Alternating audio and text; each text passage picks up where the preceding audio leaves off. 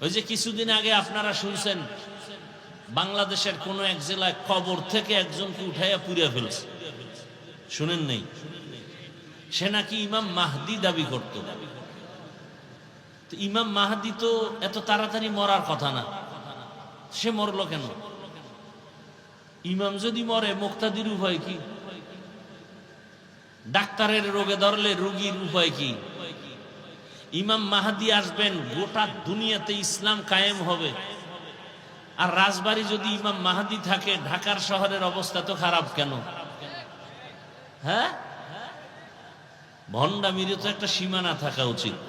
শুনেন, মানুষ অন্যায় করতে করতে যখন সীমা লঙ্ঘন করে, তখন আল্লাহ তাকে এমন, তার থেকে এমন কাজ বের হয়ে যায় যে মানুষ তাকে আলাদা কোনো তোকমা লাগাইতে হয় না, তার কথায় সে ধরা পড়ে যায়। তার কথায় সে ধরা পড়ে যায়। বড় কঠিন জিনিস। না পারি কইতে, না পারি সইতে, বড় কঠিন হালাত। আমি সেদিন বললাম, বাংলাদেশের এখন যে একটা পরিস্থিতি, সমস্ত মানুষ যদিও নামাজ ঠিক মতো পড়তে পারে না, কিন্তু ইসলাম চায়। কথা বলেন না কেন? কি চায়? ইসলাম চায়। দুই একটা নির্বাচন স্থান ভিত্তিক, এলাকা ভিত্তিক যে নির্বাচন হচ্ছে, কেমন যেন ইসলামের একটু রং দেখা যাচ্ছে। কে জামাত ইসলামী, কে ইসলামী আন্দোলন, কে খেলাফত আন্দোলন, খেলাফত মজলিস, এগুলো সাধারণ মানুষ বুঝারও চেষ্টা করে না, বুঝেও না। সবাই বুঝে ইসলাম মানি, সব হুজুর এক, সবারটাই ইসলাম। আলাদা আলাদা যদি বলি অমুক আমার না, আমি আমার, তখন মানুষ বিভ্রান্তের মধ্যে পড়ে যায়। এই কারণেই ইসলাম বাংলাদেশের জমিনে অনেক দুর্বল পয়েন্টে দাঁড়ানো। না হয় আলেম ওলামা যদি এক প্ল্যাটফর্মে আসে, এ সোনার বাংলায় দাঁড়িয়ে কোনো নাস্তিক, কোনো বেঈমান কথা বলার সাহস পাবে না। কিন্তু কোটি কোটি টাকা ব্যয় করা হচ্ছে কিছু মুনাফিকদের মাধ্যমে, যেন আলেমরা এক হতে না পারে। বড় কঠিন হালাত, বড় আশ্চর্য লাগে। জীবনে ভাবার মতো না যে এরা এরা হুজুর এক হবে, কিন্তু আল্লাহর শুকর যে একরামের মাঝে ইসলামের ব্যানার ভিন্ন ভিন্ন থাকলেও নির্বাচন কেন্দ্রিক যে একটা এক হওয়ার প্রবণতা, যাদের নিয়ে কল্পনা ছিল না তারা এক হয়ে গেছে, আর যাদের নিয়ে টেনশন ছিল না তাদের নিয়ে টেনশন বেড়ে গেছে। কপাল খারাপ, আমাদের কপাল খারাপ, বলার কিচ্ছু নাই।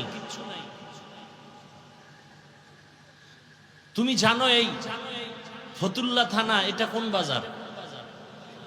কদমতলী। এখানে মাছ বাজার নাই? রায়েরবাগ আছে না? রায়েরবাগ মাছ বাজার একটা আলাদা। তুমি জানো মাছ বাজারে গেলে মাছই পাবা, সেখানে আর চাল ডাল পাবা না। তুমি সেই মাছ বাজারে স্বর্ণ খুঁজো কেন? আর যে মানুষগুলো, যে ব্যক্তিগুলো আল্লাহর নিয়ম নীতিগুলো মানুষের সামনে পেশ করে যাবে কিয়ামত পর্যন্ত, সেই ব্যক্তিদের মধ্যে শ্রেষ্ঠ আম্বিয়ায়ে কেরাম, আর শেষ এরা হবেন সালিহিন সাদিকিন। এরা ওয়ারাসাতুল আম্বিয়া, রাসূলের ওয়ারিস, যাদেরকে আমরা উলামায়ে কেরাম বলি।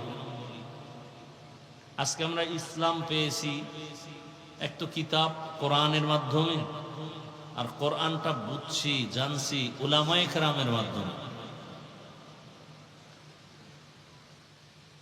এই দুই রাস্তা ছাড়া আল্লাহ পাকের বিধান নিয়ম নীতি জানাও যাবে না, মানারও কোনো রাস্তা থাকবে না।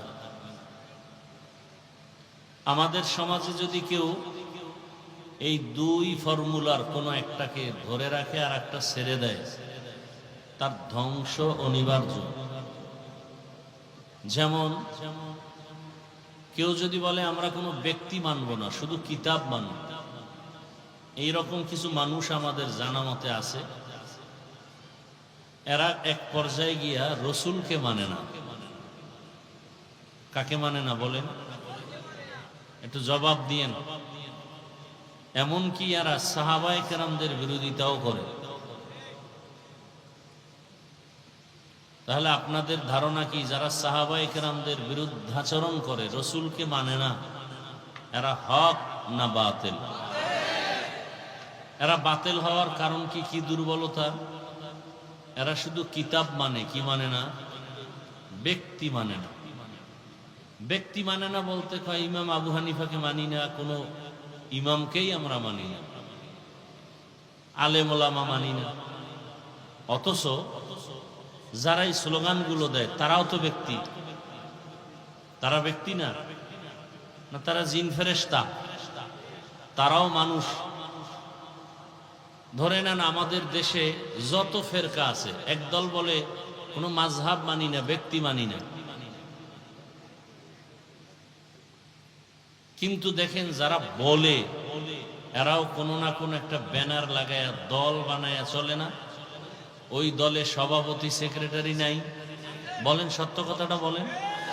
তারা বলে কোনো ব্যক্তি মানি না, অথচ তারা আমাদের থেকে বেশি ব্যক্তির পূজা করে। কোরআন হাদিস অনুযায়ী যদি কেউ কোনো আলেমকে মানে, তাহলে এটা হবে ইবাদত। আর কোরআন হাদিস বাদ দিয়ে যদি কেউ কোনো ব্যক্তি মানে, তাহলে এটা হবে পূজা। কি হবে? পূজা হবে। এটা শিরিকের অন্তর্ভুক্ত হয়ে যাবে। আবার একদল মানুষ দেখবেন এই প্যান্ডেলেও থাকতে পারে, বলে আমরা ব্যক্তি মানি, কিতাব মানি না। কিতাব বুঝিও না, মানিও না। কি মানি? আমরা পীর মানি। পীরকে কি হিসাবে মানে? বলে পীর আমার সব। কেমন সব? সে যদি জাহান্নামে যেতে বলে আমি জাহান্নামেই যাব, তারপরও পীর ছাড়ব না। এইভাবে পীর মানা জায়েজ নেই। এভাবে পীর মানা কি নেই? আমি আমার পীরকে মানব শ্রদ্ধার সাথে। কাকে পাওয়ার জন্য? আল্লাহকে পাওয়ার জন্য। যে পীরের মাধ্যমে যদি আল্লাহ নাই পাওয়া যায়, সে পীর মানার কোনো যৌক্তিকতা নেই। আমি দুনিয়াতে সব কাজ মাধ্যম ছাড়া হয় না। আপনি একটা নদী পার হবেন, মাধ্যম কি? ব্রিজ। কথা ঠিক না? ফেরি, নৌকা। এখন সে বাহন বা মাধ্যমটা যদি অপূর্ণাঙ্গ হয়, ব্রিজ ভাঙা, ওপার যাওয়া যাবে না, সে ব্রিজের কোনো মূল্য আছে? নাই। আমি বয়ান করতেছি, মাধ্যম কি? মাইক। কথা ঠিক না? যদি মাইক সাউন্ড না দেয়, কোনো মূল্য আছে? নাই। তাহলে আমি পীরের কাছে যাব কেন? উদ্দেশ্যই তো আমাদের জানা নেই, এই জন্য বিরোধিতা করে। একদল বেশি আগায় গেছে, একদল অনেক পেছনে গেছে। যারা অতিরঞ্জিত আগায় গেছে, এরাও সীমা লঙ্ঘন করেছে। যারা একেবারে দূরে, এরাও সীমা লঙ্ঘনকারী। পীরের কাছে যাব কেন? আচ্ছা, আমাকে একটা জবাব দেন তো, আপনারা অনেক বুঝদার মানুষ। আল্লাহ কয়জন? বলেন, সবাই বলেন। আল্লাহ যে এক, কোন দিক থেকে এক? বলেন, বুঝা শুনে বললেন। আল্লাহ কি সব দিকে আছেন? আমার পেছন দিকে আছেন? এটা কোন দিক? বলেন। পশ্চিম। আল্লাহ পশ্চিমে আছেন, উত্তরে, দক্ষিণে, কোন দিকে নাই? তাহলে নামাজ কেন পশ্চিমে পড়েন? তাল মিলেন। আমার কথা খুব গুরুত্বপূর্ণ, পারলে জবাব দিবেন, না চুপ থাকবেন, আমি বুঝাই দেব। অতি চালাকি করবেন না। আল্লাহ পূর্ব দিকে নাই, উপরে নাই, নিচে নাই। আল্লাহ নাই এমন কোন স্থান আছে? তাহলে নামাজ কেন পশ্চিমে পড়তে হবে? বাইতুল্লাহ তো একটা পাথরের ঘর। বাইতুল্লাহ তো আল্লাহ না,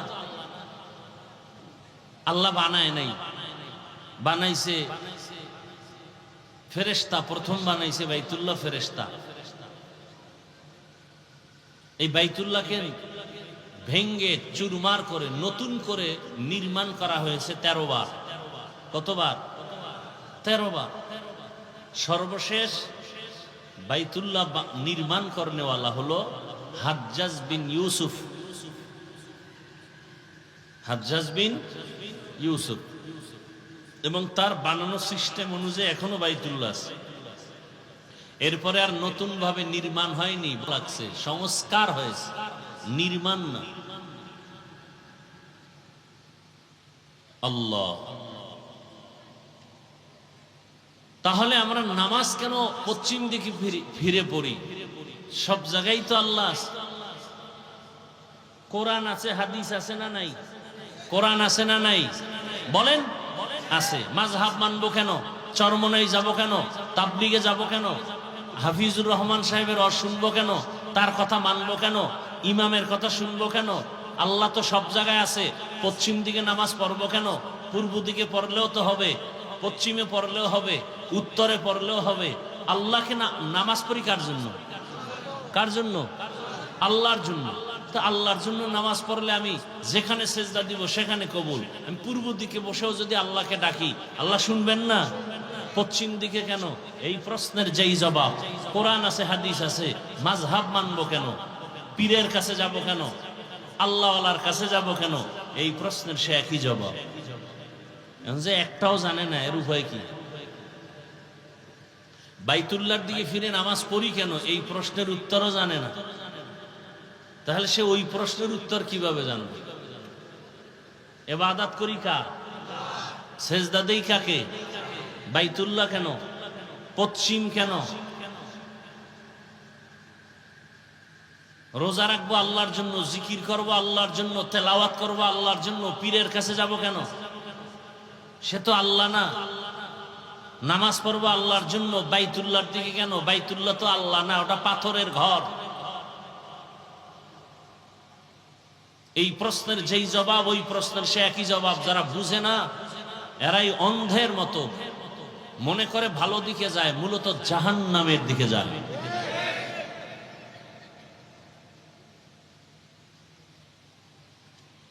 হযরত ওমরের ঘটনা আছে তো হাদিস শরীফে। হজরে আসওয়াদে চুমা খায় হাজী সাহরা, শুনছেন না?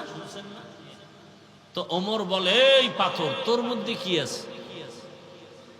তুই তো একটা বস্তু, পাথর। তুই কারো উপকারও করতে পারো না, ক্ষতিও করতে পারো না। ক্ষতি করার ক্ষমতা আমার আল্লাহর, উপকার করার ক্ষমতা আল্লাহ। তোকে চুমা দেই কেন? রসুল দিয়েছেন, এজন্য দেই।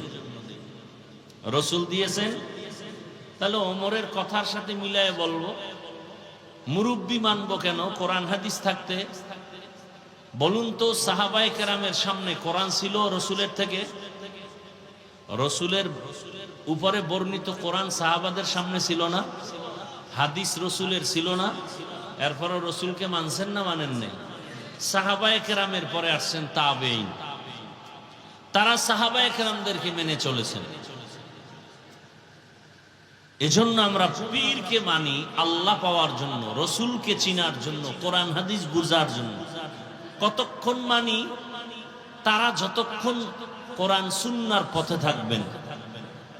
যদি দেখি আমার পীর মুরব্বি কোরআন সুন্নাহর লাইনে নাই, আমিও তারে মানার পথে নাই। সহজ কথা। এ কথা বলা যাবে না পীর আমাকে জাহান্নামে যদি নেয় আমি জাহান্নামে যাব, এ কথা বলার কোনো সুযোগ নেই। এটা মারাত্মক অপরাধ। আর দুনিয়ার কোনো পীর, দুনিয়ার কোনো মাওলানা, মুফতি, মুহাদ্দিসের বাবারও ক্ষমতা নাই কোনো মানুষকে জান্নাতের গ্যারান্টি দেওয়ার, নিজের থেকে কিছু বলার। তাহলে সে কি বলবে, কি করবে? তার কাজ একটা, রসুলের রেখে যাওয়া দিন মানুষকে বুঝাবে। মানুষ বুঝে না, তাদের বুঝাবে। বুঝাবার ভাষা হবে নরম। কি কৌশলে বুঝাবেন সে নীতিও আল্লাহ দিয়েছেন ইসলামের মধ্যে। ওলামায়ে কেরামের কাজ বান্দার সাথে মানুষের মহব্বত তৈরি করা, বান্দার সাথে আল্লাহর পরিচয় লাভ করায় দেওয়া, বান্দার সাথে ইসলামের সম্পর্ক গড়ায় দেওয়া। এটা শুধু আলেমদের কাজ। জোড়া লাগায় দিবে না। আলেম যদি এমন কাজ করে যে বান্দা আল্লাহর থেকে আরো আলাদা হয়, যেমন উলামায়ে কেরামের কথা শুনলে মানলে মানুষ আল্লাহর দিকে আগাবে, ইবাদত চিনবে, রসুল চিনবে, কোরআন বুঝবে। পক্ষান্তরে যদি মানুষ আলেম থেকে আলাদা হয়, মূলত সে ইসলাম থেকে আলাদা হয়ে যায়। কারণ আলেম ছাড়া ইসলামের সঠিক ব্যাখ্যা কেউ করতে পারবে না। আলেমদের মধ্যেই ভেজাল করে অনেকে, আর যারা আলেম না তারা কি করবে? ওই যে কিছুদিন আগে আপনারা শুনছেন বাংলাদেশের কোন এক জেলায় কবর থেকে একজনকে উঠাইয়া পুড়িয়ে ফেলছে, শুনেন নেই? সে নাকি ইমাম মাহদি দাবি করত। ইমাম মাহদি তো এত তাড়াতাড়ি মরার কথা না, সে মরলো কেন? ইমাম যদি মরে মুক্তাদির উপায় কি? ডাক্তারের রোগে ধরলে রোগীর উপায় কি? ইমাম মাহদি আসবেন, গোটা দুনিয়াতে ইসলাম কায়েম হবে। আর রাজবাড়ী যদি ইমাম মাহদি থাকে, ঢাকার শহরের অবস্থা তো খারাপ কেন? হ্যাঁ, ভণ্ডামিরও তো একটা সীমানা থাকা উচিত। শুনেন, মানুষ অন্যায় করতে করতে যখন সীমা লঙ্ঘন করে, তখন আল্লাহ তাকে এমন, তার থেকে এমন কাজ বের হয়ে যায় যে মানুষ তাকে আলাদা কোনো তোকমা লাগাইতে হয় না, তার কথায় সে ধরা পড়ে যায়। তার কথায় সে ধরা পড়ে যায়। বড় কঠিন জিনিস। না পারি কইতে, না পারি সইতে, বড় কঠিন হালাত। আমি সেদিন বললাম, বাংলাদেশের এখন যে একটা পরিস্থিতি, সমস্ত মানুষ যদিও নামাজ ঠিক মতো পড়তে পারে না, কিন্তু ইসলাম চায়। কথা বলেন না কেন? কি চায়? ইসলাম চায়। দুই একটা নির্বাচন স্থান ভিত্তিক, এলাকা ভিত্তিক যে নির্বাচন হচ্ছে, কেমন যেন ইসলামের একটু রং দেখা যাচ্ছে। কে জামাত ইসলামী, কে ইসলামী আন্দোলন, কে খেলাফত আন্দোলন, খেলাফত মজলিস, এগুলো সাধারণ মানুষ বুঝারও চেষ্টা করে না, বুঝেও না। সবাই বুঝে ইসলাম মানি, সব হুজুর এক, সবারটাই ইসলাম। আলাদা আলাদা যদি বলি অমুক আমার না, আমি আমার, তখন মানুষ বিভ্রান্তের মধ্যে পড়ে যায়। এই কারণেই ইসলাম বাংলাদেশের জমিনে অনেক দুর্বল পয়েন্টে দাঁড়ানো। না হয় আলেম ওলামা যদি এক প্ল্যাটফর্মে আসে, এ সোনার বাংলায় দাঁড়িয়ে কোনো নাস্তিক, কোনো বেঈমান কথা বলার সাহস পাবে না। কিন্তু কোটি কোটি টাকা ব্যয় করা হচ্ছে কিছু মুনাফেকদের মাধ্যমে, যেন আলেমরা এক হতে না পারে। বড় কঠিন হালাত, বড় আশ্চর্য লাগে। জীবনে ভাবার মতো না যে এরা এরা হুজুর এক হবে। কিন্তু আল্লাহর শুকর যে একরামের মাঝে ইসলামের ব্যানার ভিন্ন ভিন্ন থাকলেও নির্বাচন কেন্দ্রিক যে একটা এক হওয়ার প্রবণতা, যাদের নিয়ে কল্পনা ছিল না তারা এক হয়ে গেছে, আর যাদের নিয়ে টেনশন ছিল না তাদের নিয়ে টেনশন বেড়ে গেছে। কপাল খারাপ, আমাদের কপাল খারাপ, বলার কিচ্ছু নাই। তুমি জানো এই ফতুল্লা থানা এটা কোন বাজার? কদমতলি। এখানে মাছ বাজার নাই? রায়েরবাগ আছে না? রায়েরবাগ মাছ বাজার একটা আলাদা। তুমি জানো মাছ বাজারে গেলে মাছই পাবা, সেখানে আর চাল ডাল পাবা না। তুমি সেই মাছ বাজারে স্বর্ণ খুঁজো কেন?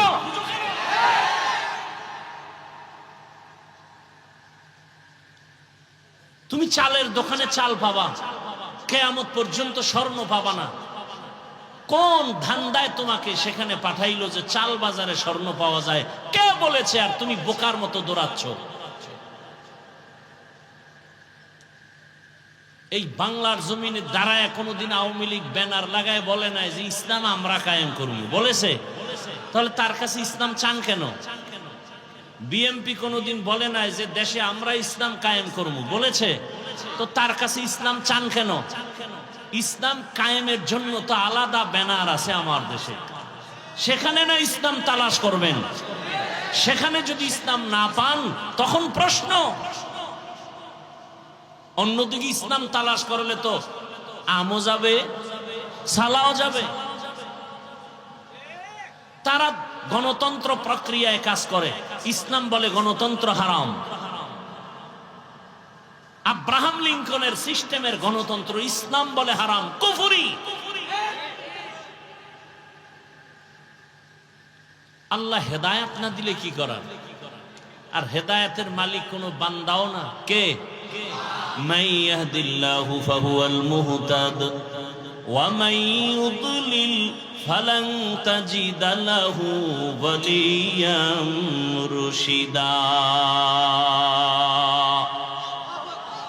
আল্লাহ উলামায়ে কেরামদের এক ও নেক বানায় দেন। তবে আপনাদেরও কিছু দোষ আছে নাকি? আপনারা দরবেশ, দোষ নাই? যারা উলামায়ে কেরামের বিরুদ্ধে ফেসবুকে লেখেন, আলেমরা এক হওয়ার পেছনে আপনারাও অনেক বাধা। এই ফেসবুক ওয়ালা যারা আলেম ওলামার বিরুদ্ধে লেখে, এরাও উলামায়ে কেরামের এক হওয়ার পেছনে কি বাধা। এজন্যই তো আমি বলি, উলামায়ে কেরামের বিরুদ্ধে যারা ওপেন মানুষের সামনে ইজ্জত নষ্ট করার কথা বলে, উলামায়ে কেরামকে ছোট করার জন্য, সম্মান নষ্ট করার জন্য যারা ওপেন মানুষের সামনে কথা বলে আর ফেসবুকে লেখে, এরা সবগুলো সন্তান পিতামাতার অভিশপ্ত সন্তান। আলেমের দোষ নাই কথাটা কি এমন? দোষ তো আছেই।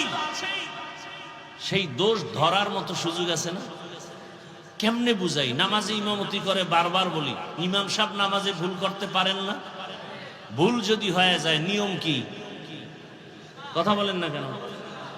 লোকমা দিবেন। কি দিবেন? লোকমা দিবেন।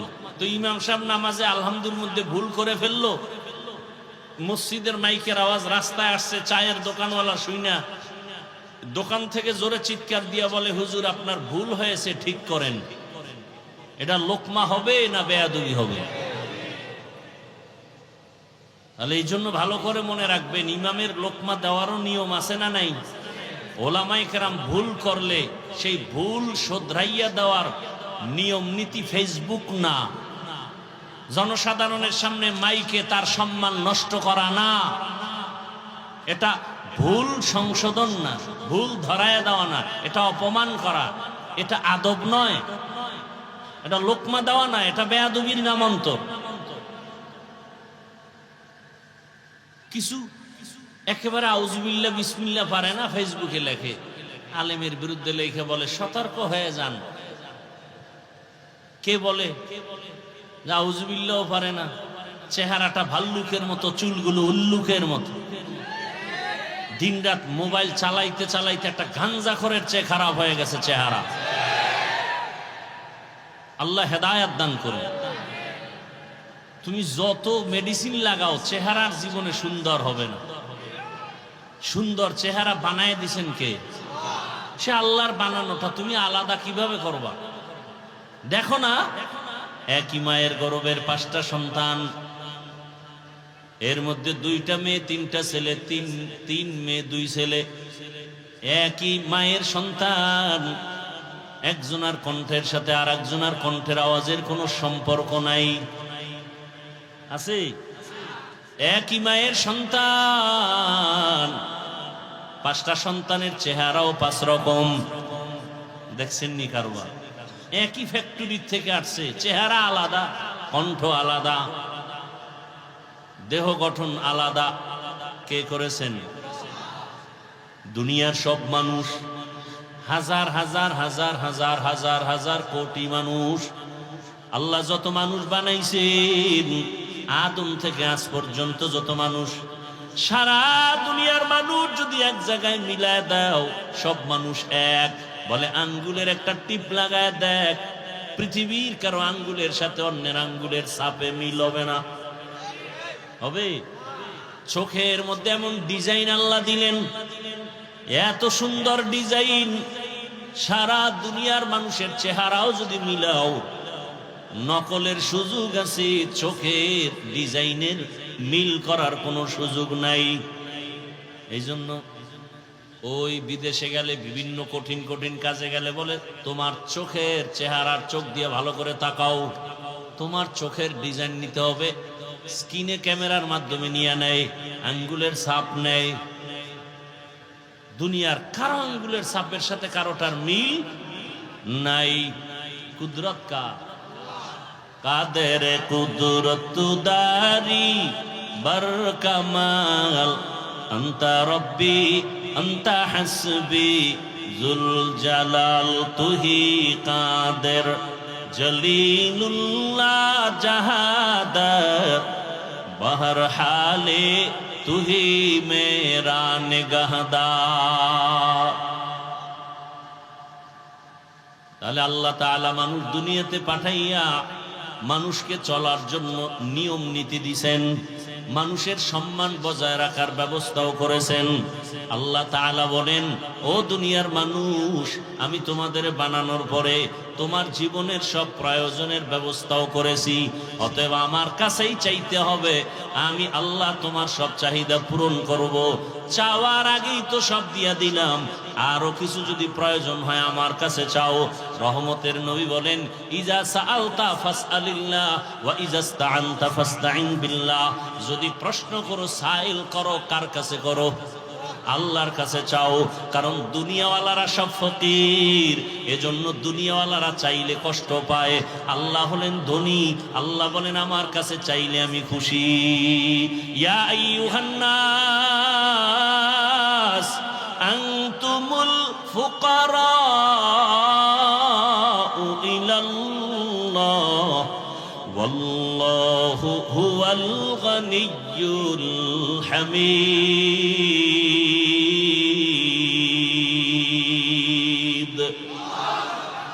দুনিয়ার সবাই কি ফকির? ধনীকে বলেন?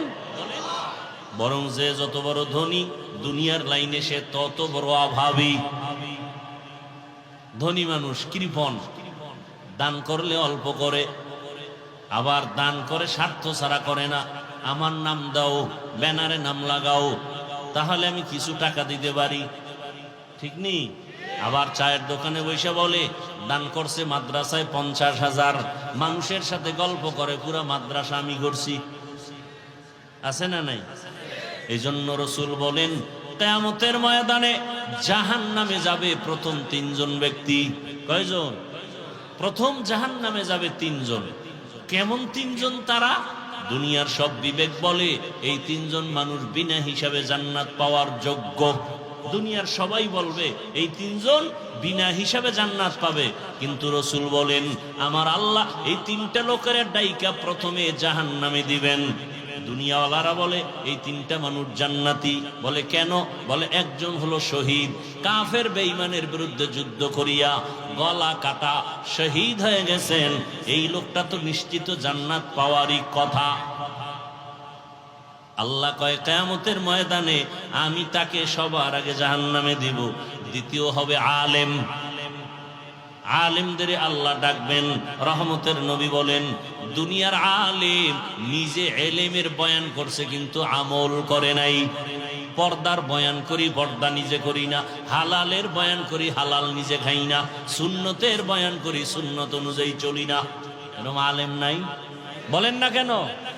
এলমেরা এজাজো করদান বেহিসাব খলকেরা দান জওয়াবে বাসওয়াব হক না দারদ দোস্তে খলকা জারেরা নিস্তে ই খসলত কে দিনদারেরা। দ্বিতীয় আলেমকে আল্লাহ ডাকবেন, এলেম শিখছো আমল করো নাই। আল্লাহ কোরআনও বলেন, ইয়া আইয়ুহাল্লাযীনা আমানু লিমা তাকুলুনা মা লা তাফআলুন। নিজে যা আমল করো না এমন বিষয় মানুষকে বয়ান করিও না। কিয়ামতের ময়দানে আল্লাহ ডাকবে, বলবে জাহান্নামের ফেরেশতা একে জাহান্নামের শিকল লাগায় নিয়ে যাও। 3 নাম্বার দানবীর আল্লাহ ডাকবেন, ও দান করনেওয়ালা, অনেক টাকা পয়সা তোমাকে দিলাম, দান করেছো? কাহা করেছি, মাদ্রাসা মসজিদে। কেন করেছো? বলে দ্বীনের জন্যই করেছি।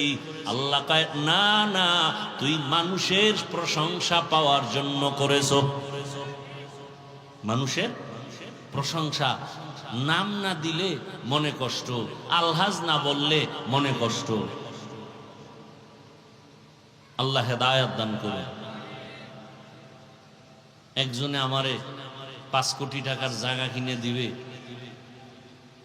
1 কোটি টাকা নগদ রেডি আমাকে দেখাচ্ছে যে 1 কোটি টাকা দিব। অলরেডি 5 লাখ টাকা বানাও দিছে, বায়নাও করেছে জায়গায়, এই আদর্শনগরের কথা।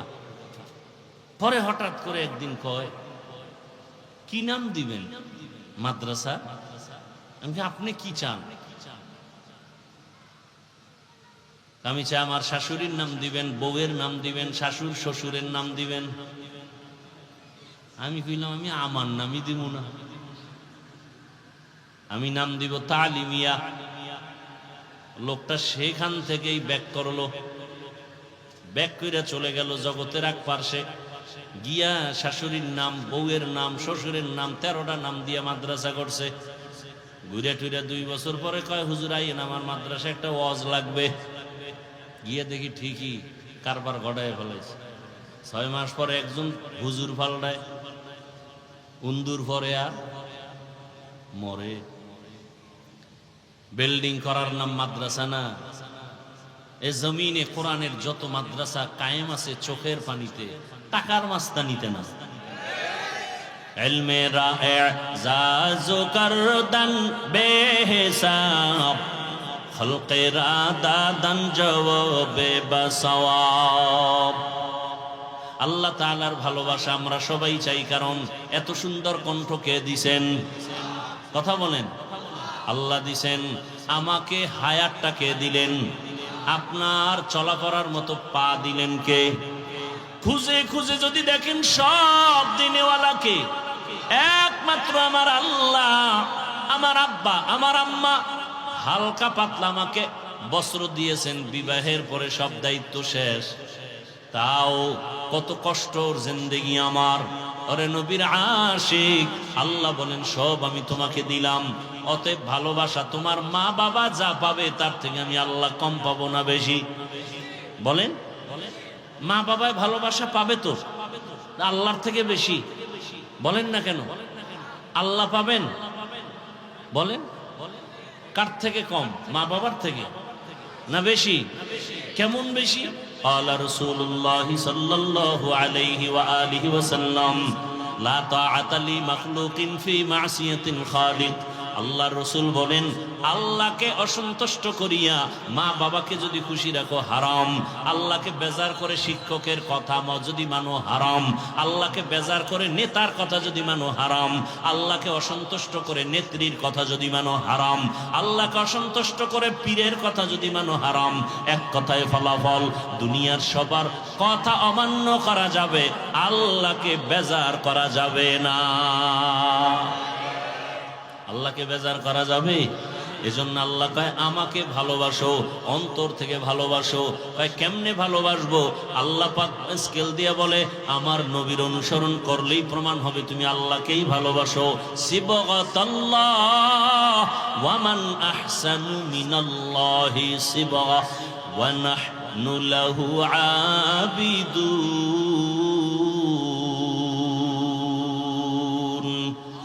আল্লাহর রঙে রঙিন হও। দুনিয়াতে যত রং আছে আমার মাওলার রঙের মতো আছে আর সুন্দর রং।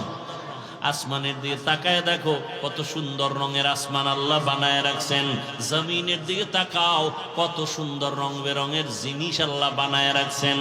আল্লাহর বানানো আসমান জমিন এত সুন্দর, না জানি আমার বানানেওয়ালা আল্লাহ আরো কত সুন্দর। ওই আল্লাহকে ভালোবাসো। এখন আমরা সবাই যদি জিজ্ঞেস করি ভালোবাসিনি, সবাই বলবে হ্যাঁ আল্লাহকে ভালোবাসি। আল্লাহকে ভালোবাসার প্রমাণ কি? যে নবীর অনুসরণ করে, নবীকে মানে। নবীকে মানে, প্রমাণ হবে সে আল্লাহকেই মানলো। যে নবীকে মানবে সে আল্লাহকেই ভালোবাসলো। নবীকে মানার অর্থ কি? বলে নবী যেমনে চলছেন এমনে চলো, নবী কেমনে পানি পান করছেন ওইভাবে পানি পান করো, নবী রাস্তা দিয়ে কেমন করে হাঁটতেন ওইভাবে হাঁটো, নবী নখগুলো কেমনে কাটতেন ওইভাবে কাটো, চুলগুলো কেমনে রাখতেন ওইভাবে রাখো। নবীরে তো দেখা যায় না, দেখতে পারলাম না, আমরা তো কপাল পরা উম্মত, নবীরও পাইলাম না। নবীরে দেখছেন আবু বকর, তারও পেলাম না। নবীকে ডাইরেক্ট দেখা দেখা আমল করছেন সাহাবায়ে কেরাম, তাদেরও পেলাম না। আমরা হতভাগার দল, আমাদের উপায় কি? রহমতের নবী বলেন তোমাদের কোনো পেরেশানি নাই, আমি পরামর্শ দিয়া গেলাম। আল্লাহ কয় আমার অনুসরণ কর, আর আমি বলে গেলাম ওলামায়ে কেরামের অনুসরণ কর, আমি রসুল খুশি হয়ে যাব। আর আমি রসুল যদি খুশি হই আল্লাহ খুশি হয়ে যাবেন, আর আল্লাহ যদি খুশি হয় বিনা হিসাবে জান্নাতি। আল্লাহকে ভালোবাসতে চান? আল্লাহকে ভালোবাসতে হলে কার অনুসরণ লাগবে? রসুলের। কার? রসুল তো নাই, এখন আমাদের উপায় কি? জবাব কিন্তু দিয়ে আবার জিজ্ঞেস, জবাব দিছি তো, রসুলকে পাই না, এখন কার অনুসরণ করব? ওলামায়ে কেরামের অনুসরণ করব। কেমনে? আলেমদের দিকে নজর করো। তবে ওলামায়ে কেরাম জমিনে দুই দল থাকবে। কয় দল? আল্লাহ রসুল বলেন আলা সাবধান হে দুনিয়ার উম্মত, ইন্না খাইরাল খাইরি খিয়ারুল উলামা ওয়া ইন্না শাররাশ শাররি শিরারুল উলামা। উলামাদের মধ্যে একদল থাকবে চূড়ান্ত ভালো, এদের মতো ভালো জমিনে আর কেউ নাই। আবার একদল উলামাদের অন্তর্ভুক্ত থাকবে এরা জমিনে সবথেকে বড় খারাপ। আলেম পৃথিবীতে শ্রেষ্ঠ, খানার মধ্যে বিরিয়ানি শ্রেষ্ঠ, নষ্ট হলে এটা পান্তা ভাতের চেয়েও কি খারাপ। আলেম পৃথিবীর শ্রেষ্ঠ, এরা যদি উল্টাপাল্টা পথ গ্রহণ করে তাহলে এরা মদখোর গাঞ্জাখোরের চেয়েও খারাপ। আল্লাহ হেদায়েত দান করুন। তাহলে যারা হক ভালো আলেম এদের অনুসরণ করো, দেখবা যে আলেম নবীর তরিকা মেনে চলে, নবীর তরিকার বাইরে চলে না, পর্দা করে চলে, 5 বেলার নামাজ পড়ে। আরে তোমার তদন্ত করা লাগবে না একজন আলেম ভালো না খারাপ, 2 মিনিট থাকলে তার কথা শুনলে, চেহারা দেখলে তোমার অন্তরে শাহাদাত আসবে, সাক্ষী আসবে যে আলেমটা পিওর না ভেজাল। ভালো আলেমের অনুসরণ করো। বলে কি কাজ? দেখে দেখে আমল করো। আলেম কেমন করে পানি পান করেন তুমি ওইভাবে করো, আলেম কেমন করে জুতা পরেন ওইভাবে তুমি জুতা পরো, আলেম কেমন করে রাস্তায় হাঁটেন ওইভাবে তুমি হাঁটো। কারণ উলামায়ে কেরাম নিজের বাবারটা দেখে শিখে নাই, কোরআন হাদিস পড়িয়া তাবেঈনদেরকে অনুসরণ করছেন, উলামায়ে মুতাকাদ্দিমিনকে অনুসরণ করছেন, তাবেঈনরা সাহাবায়ে তাবেঈন এভাবে অনুসরণ করে সাহাবাদেরকে করছেন, সাহাবায়ে কেরাম রাসূলকে অনুসরণ করে আমল শিখছেন। অতএব উলামায়ে কেরামের আমলটা কোরআন সুন্নাহ অনুযায়ী মন গড়া আমল না। তবে ভেজাল যদি দেখো, নবী আগেই বলেছেন সব আলেম সঠিক না, একদল সঠিক আর একদল হবে বেঠিক। আচ্ছা বেঠিক হবে কেন? আলেম, আলেমের দাম কম, কথা বলেন না কেন? এই যে এত পেছ লাগান মুসিবতের সময়ও উলামায়ে কেরামের কত সম্মান, করোনার সময় উলামায়ে কেরামের সম্মান, তাহলে আলেম উল্টা পাল্টা করবে কেন? আল্লাহ যা দিছে হয় না, আরো লাগবে। কয় ভাই তোমার বেতন কত? কয় মাসে আমি মসজিদ ইমামতি করে বেতন পাই 20,000 টাকা। কয় এরপরও তুমি ভিন্ন ধান্দা করো কেন? কয় না আরো লাগবে। আরো লাগবে এইটা বড় খারাপ জিনিস। আল্লাহ যা দিছেন আলহামদুলিল্লাহ, এর মধ্যে বরকত। আরো লাগবে কয়ে যারা লোভে পড়ে, এই লোভানক দৃষ্টিতে যারা পড়ে যায় এরা লাইনচ্যুত হয়ে যায়। টাকারে মাকসাদ বানাই, আমার অনেক টাকা দরকার। কত দরকার? তোমাকে যদি চেয়ারম্যান বানাই আলহামদুলিল্লাহ, এখানে বইখানে না এমপি হইতে হইব। সেখানে যাওয়ার পরে বলবে না আমার মন্ত্রী, বলবে না আমার পুরো প্রধানমন্ত্রী বানাও। তো এই শখ মিটবে কবে? তোমার মুখে কাদা দিয়া মাটি দিয়া মরার পরে তোমার শখ মিটানো হবে। খাইতে পারো 1 প্লেট, 10 প্লেট নিয়ে টানাটানি কেন?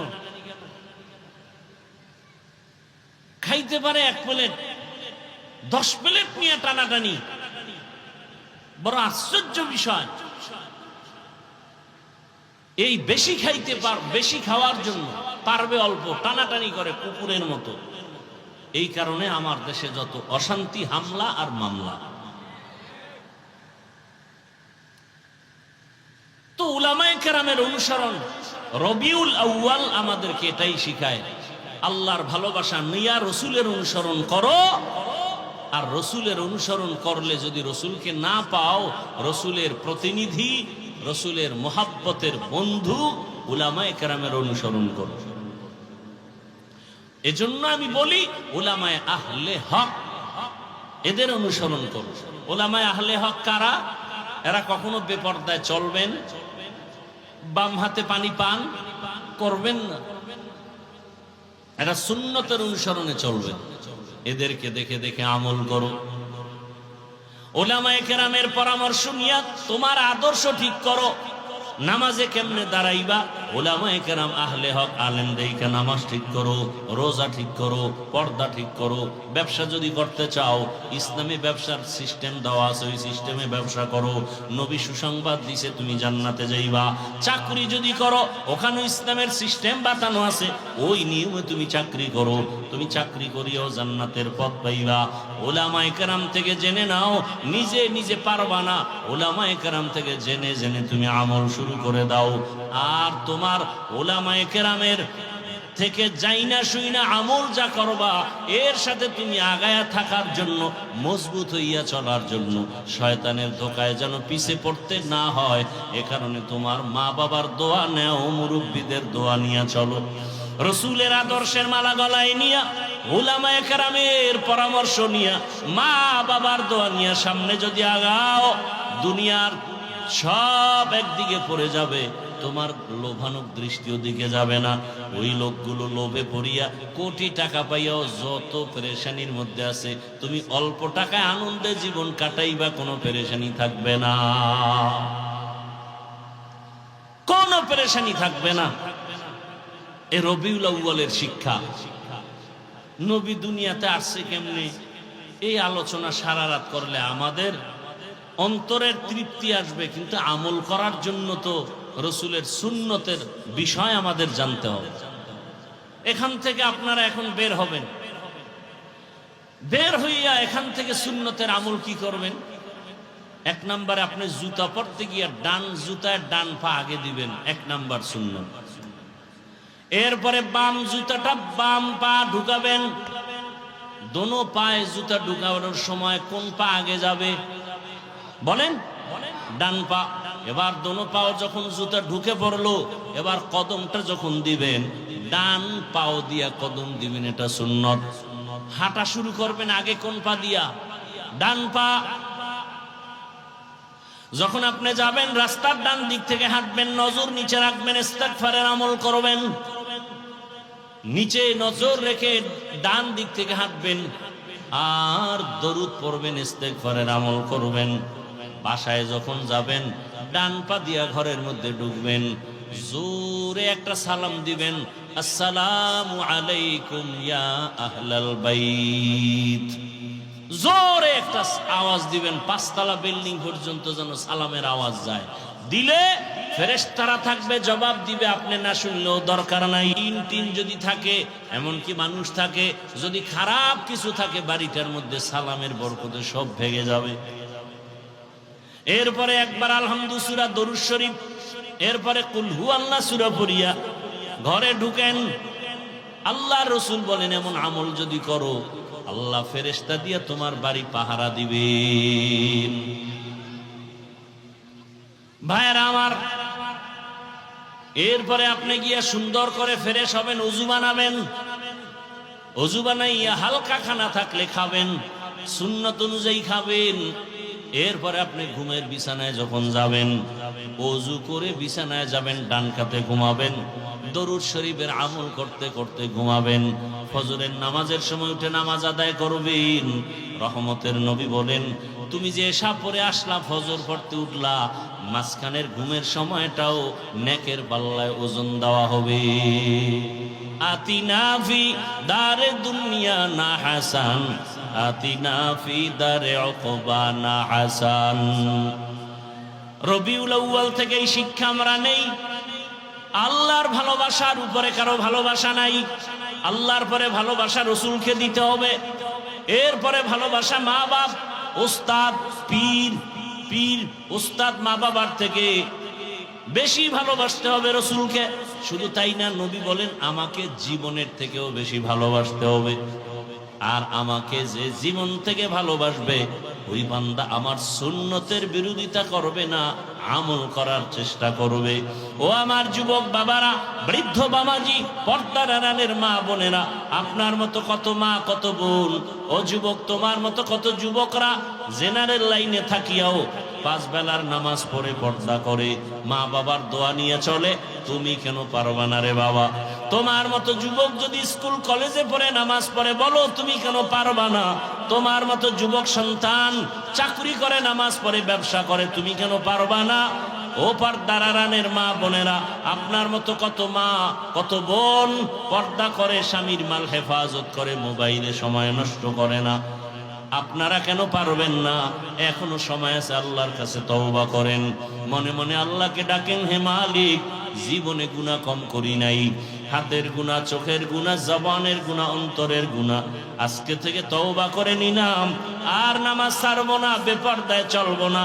ও যুবক, তওবা করো, আল্লাহকে বলো জীবনে আর নামাজ ছাড়বা না, দাড়ি কাটবা না, বেপরদায় চলবা না, মা বাবার সাথে বেয়াদবি করবা না, ওলামায়ে কেরামের দোয়া পরামর্শ নিয়া, শিক্ষকের দোয়া নিয়া নবীর সুন্নাতওয়ালা জীবন তৈরি করবা, আর কোনোদিন গুনার পথে যাইবা না। আল্লাহ যাকে তওবার তৌফিক দিবেন সে তওবা করতে পারবে। যাদের নিয়ত খাঁটি, মরিয়া গেল আর নামাজ ছাড়বো না, দাড়ি কাটবো না, বেপরদায় চলবো না, জবানের দ্বারা গালি দিব না, গীবত করবো না, মিথ্যা বলবো না, হাতের কাজের দ্বারা কারো ক্ষতি করব না, অন্তরের কল্পনায় কারো ক্ষতির চিন্তাও করব না। তওবা করার মতো যদি নিয়ত হয়, দুটো হাত আমার আল্লাহকে দেখাইয়া দাও।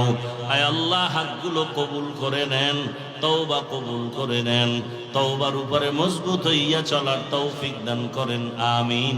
আলহামদুলিল্লাহি রাব্বিল আলামিন, والصلاة والسلام على سيد الأنبياء والمرسلين وعلى آله وأصحابه أجمعين. يا أرحم الراحمين، يا أرحم الراحمين، يا أرحم الراحمين، رب ارحمهما كما ربياني صغيرا. اللهم إنك عفو كريم تحب العفو فاعف عنا. اللهم إنا نسألك رضاك والجنة ونعوذ بك من سخطك والنار. يا حي يا حليم يا عزيز يا كريم، بحق إياك نعبد وإياك نستعين. اللهم إنا نسألك علما نافعا ورزقا واسعا وشفاء من كل داء. رب العالمين, আমরা গুনার বোঝা নিয়ে আপনার দরওয়াজায় হাজির। আয় আল্লাহ, জীবনটা গুনায় গুনায় শেষ করে ফেলেছি। ওলামায়ে কেরামের মজলিস, আয় আল্লাহ, কুদরতের নজর দিয়ে তাকায় দেখেন, আপনার কত আশিকিন জাকিরিনরা ময়দানে হাজির, কত উলামায়ে কেরাম, মুরব্বী, হাজী সাহেব, ব্যবসায়ী, চাকরিজীবী, ছাত্র, যুবক, পর্দার আড়ালে মা বোনেরা, আমরা গুনার থেকে তওবার নিয়ত করে ক্ষমা চাই। মেহেরবানি করে দয়ার নজরে আমাদের জীবনের সব গুনাহগুলো মাফ করে দেন আল্লাহ। আয় আল্লাহ, আপনি আমাদের মাফ করে দেন, গুনাহমুক্ত জিন্দেগি দান করেন, নেক আমলের আগ্রহ বাড়ায় দেন। আয় আল্লাহ, মাহফিল কবুল করে নেন, মাদ্রাসা মসজিদ কবুল করে নেন, আসাতিজায়ে কেরাম, তালিবুল ইলমদের কবুল করে নেন, মুহিব্বিন মুতাআল্লিকিন যারা কবুল করে নেন, এলাকায় শান্তি দান করেন, মা বোনদেরে আপনি আবেদা পর্দাওয়ালা বানায় দেন, সন্তানগুলো নেককার বানায় দেন আল্লাহ। লেখাপড়া যারা করে পরীক্ষার্থী কামিয়াবি দান করেন, যুবকদেরকে আপনি দিনের খাদেম বানায় দেন, মোবাইলের গুনাহ থেকে হেফাজত করেন আল্লাহ। আয় আল্লাহ, এলাকায় শান্তির ব্যবস্থা করে দেন। মাদ্রাসা মসজিদ সহ সব শিক্ষা প্রতিষ্ঠান নবীর আদর্শে কবুল করে নেন। আয় আল্লাহ, সারা দুনিয়াবাসীকে মাফ করে দেন। মুসলমানের ঈমান আমল হেফাজত করেন, জালেমদের জুলুম থেকে হেফাজত করেন আল্লাহ। বাংলাদেশ শান্তির দেশ বানায় দেন। আয় আল্লাহ, দেশ ও জাতিকে জালেমদের জুলুম থেকে হেফাজত করেন আল্লাহ। জালেমদের হেদায়াত দান করেন, না হয় ধ্বংস করে দেন।